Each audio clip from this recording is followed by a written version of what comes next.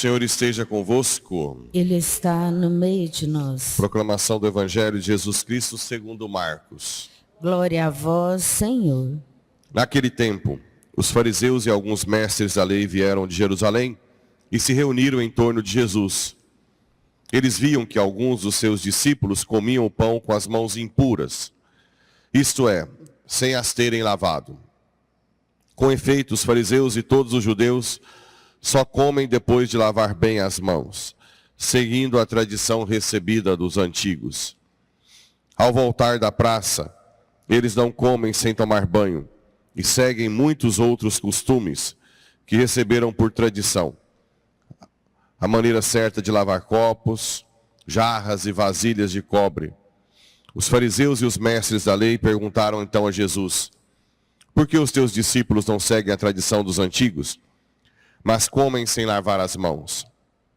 Jesus respondeu: bem profetizou Isaías a vosso respeito, hipócritas, como está escrito: este povo me honra com os lábios, mas seu coração está longe de mim. De nada adianta o culto que me prestam, pois as doutrinas que ensinam são preceitos humanos. Vós abandonais o mandamento de Deus para seguir a tradição dos homens. E dizia-lhes: vós sabeis muito bem como anular o mandamento de Deus a fim de guardar as vossas tradições. Com efeito, Moisés ordenou: honra teu pai e tua mãe. E ainda, quem amaldiçoa o pai ou a mãe deve morrer. Mas vós ensinais que é lícito alguém dizer a seu pai e a sua mãe: o sustento que vós poderias receber de mim é corbã, isto é, consagrado a Deus. E essa pessoa fica dispensada de ajudar seu pai ou sua mãe. Assim vós esvaziais a palavra de Deus com a tradição que vós transmitis. E vós fazeis muitas outras coisas como essas. Palavra da salvação. Glória a vós, Senhor. Caríssimos irmãos e irmãs, também rádio ouvintes, e nos acompanham pelas redes sociais. Então hoje, um dia depois aí de Salomão introduzir a Arca da Aliança no Templo de Jerusalém. Pela primeira vez na história, a fé judaica, tinha um templo.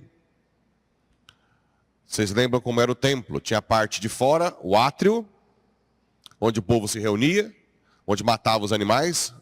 O padre era um açougueiro, praticamente, né? Ia lá, matava, jogava o sangue. Tinha o primeiro cômodo grande, chamado Santo dos Santos, Ekal, em hebraico, onde o padre, o sacerdote, ou o sumo sacerdote, o ano inteiro, oferecia o sacrifício de animais no altar, com incenso. E o local da Arca da Aliança, que era um outro cômodo, Santo dos Santos, Debir, né, em hebraico, onde tinha uma cortina, onde o sumo sacerdote entrava uma vez por ano, no dia de Yom Kippur, da misericórdia, para oferecer o sacrifício por expiação de todos os pecados, né? Que era também Yom Kippur, quando era proclamado o jubileu. Lembra que era 7 anos de 7, 49 anos, com 50 anos tinha o perdão das dívidas, que era proclamado no dia de Yom Kippur.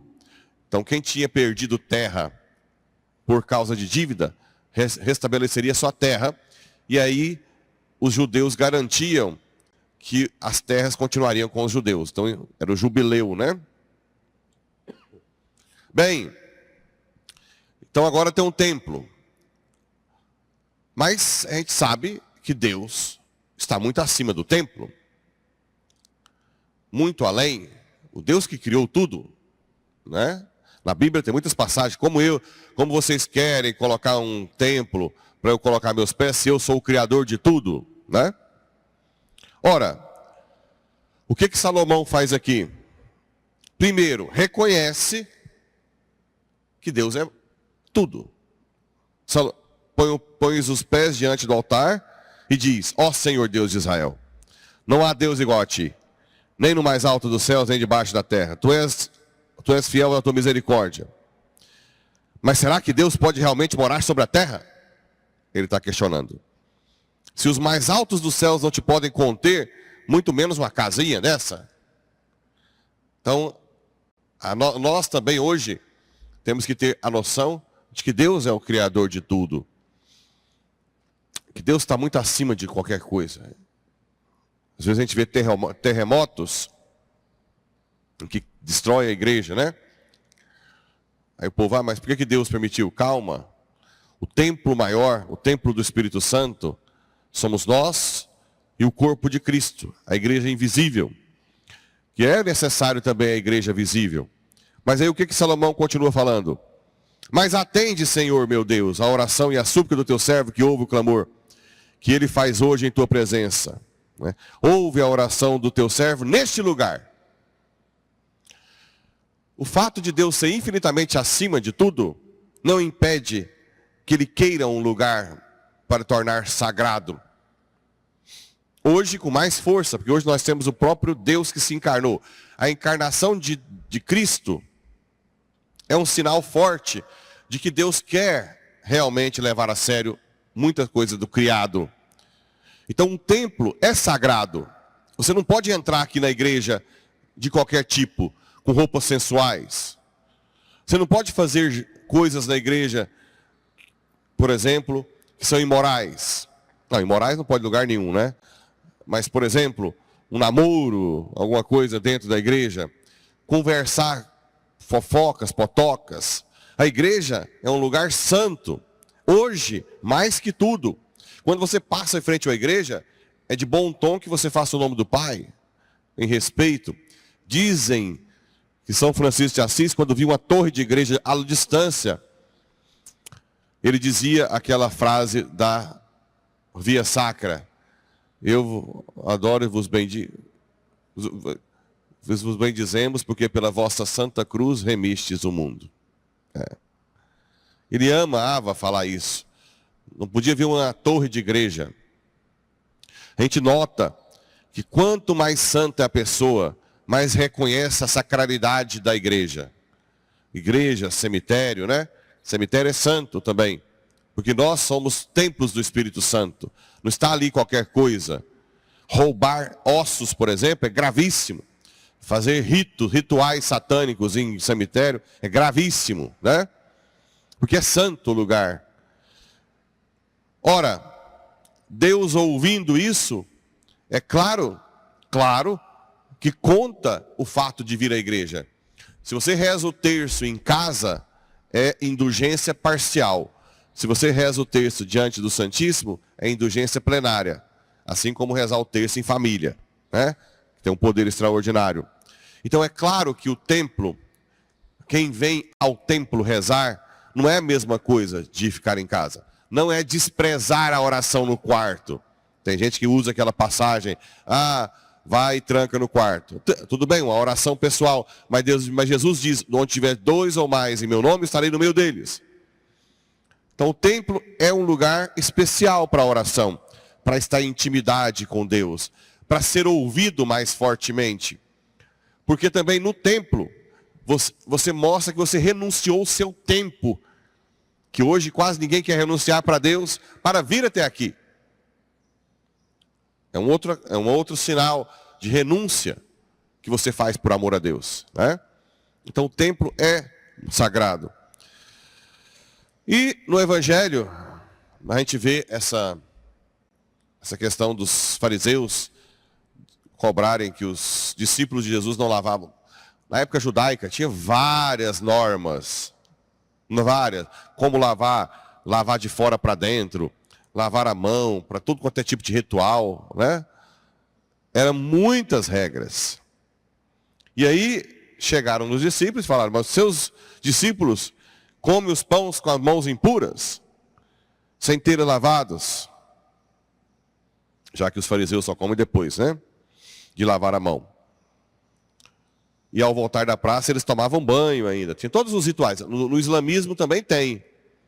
O Islã, até para relação sexual, o marido lava as mãos, a orelha. Tem um monte de ritual também no islamismo. Bem, o que Jesus diz? Hipócritas, né? Cambada de hipócritas. Como está escrito, vocês só me louvam da boca para fora. De que adianta lavar as mãos e ter o coração impuro? E vocês mudam as leis de Deus pelos costumes e tradições, né? Sempre é assim, gente. Todo lugar que tem lei demais é para burocratizar, é para complicar a vida, não é para salvar. Hoje em dia tem lei para tudo, né? Cada vez mais. Isso já foi pensado por essas pessoas lá, os metacapitalistas que querem também dominar. Quanto mais burocrático. Hoje, para abrir uma empresa, um monte de burocracia, né? Que tentou se diminuir, agora vai aumentar de novo. Um monte de lei com o intuito de meio ambiente, para que no final das contas não estão nem preocupados com isso, porque são os que mais destroem. São os donos dessas empresas de carvão aí para todo lado. Mas coloca para abafar. Na época, quem que não conseguia fazer tantas tradições? Os pobres. Era tanta coisa que os pobres não conseguiam fazer tanta coisa assim. Eram eles deixados de lado, de tantas leis, que um coitado do pobre não tinha recurso para seguir tantas tradições. Não tinha. Que é o que acontece hoje. Os grandões fazem o que quer, né? Tem um monte de lei para tudo, cortar uma árvore e tal, mas eles têm as maiores indústrias na China, onde exploram os chineses 20 horas semanais. A Apple, todas as empresas estão lá, arrebentando com o país, ninguém fala nada. E aí abafam os coitados que querem trabalhar aqui. Sempre é assim. Na igreja, se um padre coloca aí, uma das coisas que eu quando cheguei, era desburocratizar. Desburocratizar. Quase todo mundo tem chave de igreja para entrar, chave para o portão, chave para ali. Meu Deus, vocês não têm noção do que eu ouvia na época. Padre, que absurdo. Isso vai virar um caos. Hã? Nunca teve nada grave até hoje, são 6 anos. Pelo contrário, os paroquianos se sentem mais em casa, sentem mais como que a paróquia não é do padre, porque o bendito do padre vai embora. Quem que fica? Os donos de verdade. Um padre centralizador. Eu quero isso, um garfo. Pega a chave com o padre.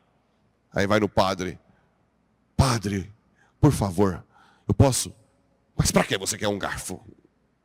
Enfiar no seu zóio, né? Eu não brinco, desculpa. Para que você quer um garfo? Quem mandou pegar tal coisa sem falar comigo?